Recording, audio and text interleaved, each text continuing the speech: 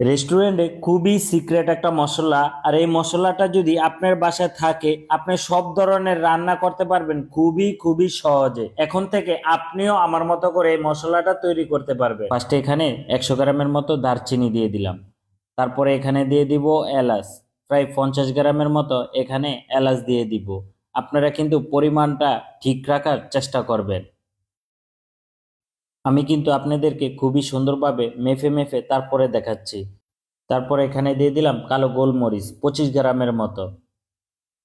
এখন দিয়ে দিব সাদা গোলমরিচ, সাদা গোলমরিচ প্রায় 100 গ্রামের মতো এখানে দিয়ে দিব। আর অবশ্যই আপনারা সাদা গোলমরিচটা একটু বেশি দেওয়ার চেষ্টা করবেন। আমি কিন্তু এখানে যা যা দিব সবকিছু মেপে মেপে খুবই সুন্দর করে আপনাদেরকে দেখানোর চেষ্টা করব। তারপরে এখানে দিয়ে দিব বড় এলাচ প্রায় 50 গ্রামের মতো। বড় এলাচের অনেকে কালো এলাচও বলে থাকে। আপনারা বড় এলাচও বলতে পারেন অথবা কালো এলাচও বলতে পারেন। কে কোন নামে চিনে থাকেন অবশ্যই কমেন্ট করে জানাবেন। এখন দিয়ে দিলাম শাহি জিরা প্রায় 20 গ্রামের মতো। তারপরে দিয়ে দিব জয়তি, জয়তি দিয়ে দিলাম 20 গ্রামের মতো। এখন দিয়ে দিব জয়ফল, জয়ফল প্রায় 100 গ্রামের মতো এখানে দিয়ে দিব। অথবা আপনারা গনে নিতে পারেন আমি এখানে কয় পিস দিয়েছি, আমি কিন্তু মেপে দিয়েছি 100 গ্রামের মতো। এখন দিয়ে দিলাম তেজপাতা প্রায় 10 গ্রামের মতো। তারপরে এখানে দিয়ে দিব শুকনা মরিচ প্রায় 30 গ্রামের মতো এখানে শুকনা মরিচ দিয়ে দিব। আপনারা শুকনা মরিচটা একটু মশলাটা ঝাঁজ আনার জন্য দিতে পারেন। আর এই শাহি গরম মশলাটা আমরা কিন্তু খুবই সহজে রেস্টুরেন্টে করে থাকি। এখন দিয়ে দিলাম জিরা 100 গ্রামের মতো।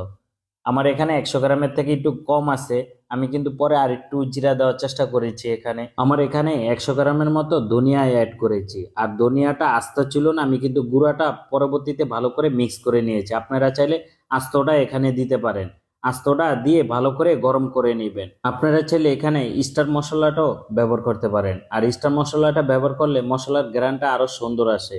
আমার এখানে যে জয়ফলগুলা ছিল এই জয়ফলগুলা আমি কিন্তু খুবই ভালো করে ভেঙে নিয়েছি। আপনারাও ভেঙে নেওয়ার চেষ্টা করবেন, তাহলে ব্লেন্ডার করতে খুবই সুবিধা হবে।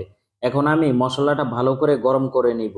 গরম করার পরে আমি ব্লেন্ডার করব। বন্ধুরা, এই মশলাটা আপনারা কোন কোন খাবারে ব্যবহার করতে পারবেন এখন কিন্তু খুবই সুন্দর করে আমি বলে দিচ্ছি আপনাদেরকে। কাচ্চি বিরিয়ানি করতে পারবেন, রোস্ট করতে পারবেন, গরু মাংস রেজালা করতে পারবেন, খাসির মাংস রেজালা করতে পারবেন, তেহারি রান্না করতে পারবেন, এরপরে বিভিন্ন কারি আইটেম রান্না করতে পারবেন, বিভিন্ন খাবারে দিতে পারবেন।